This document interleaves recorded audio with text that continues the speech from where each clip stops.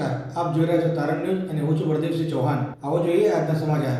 અરવલ્લી જિલ્લાના માલપુર તાલુકાના માલપુર ખાતે શ્રી હરિઓમ માધ્યમિક અને ઉચ્ચ માધ્યમિક વિદ્યાલય માલપુર ખાતે માતૃભાષા કાર્યક્રમનું આયોજન કરવામાં આવ્યું। આ કાર્યક્રમમાં ઉપસ્થિત અરવલ્લી જિલ્લાના શિક્ષણ વિભાગના મદદનીશ નિરીક્ષક જિલ્લા શિક્ષણ અધિકારી શ્રી જયેન્દ્ર ભટ્ટ સાહેબ તેમજ ડોક્ટર પરેશભાઈ ચૌધરી સાહેબ તેમજ અન્ય ઘણા બધા મહેમાનો ઉપસ્થિત રહ્યા હતા અને આ કાર્યક્રમને પૂર્વ ધારાસભ્ય શ્રીમતી ભીખીબેન પરમારે ખૂબ સારી રીતે માતૃભાષાને સારા એવા શબ્દોથી અલગ અલગ વર્ણન કર્યું હતું અને શાળાના આચાર્ય શ્રી ભરતભાઈ પટેલ સાહેબે જેઓ 56 કાળ કે જ્યારે દુષ્કાળ પડ્યો તે સમયનું પાત્ર રજૂ કરી અને બધાના દિલ જીતી લીધા હતા અને સાથે સાથે શાળામાં ઘણા બધા વિદ્યાર્થી વિવિધ પ્રકારના નૃત્ય, ડાન્સ, કવિતા તેમજ ઘણા અલગ અલગ પાત્રો રજૂ કર્યા હતા। સાથે સાથે શાળાની બાલિકા જાનકી ઠાકોર સારું એવું વક્તૃત્વ રજૂ કર્યું હતું અને શાળાના તમામ શિક્ષકગણ તેમજ વિદ્યાર્થીઓએ અલગ અલગ પ્રકારનું વ્યક્તિત્વ રજૂ કરી અને માતૃભાષા જીવંત રહે તે આવનારા સમયમાં અમો ગુજરાતી એ શબ્દને આગળ વધે તે માટે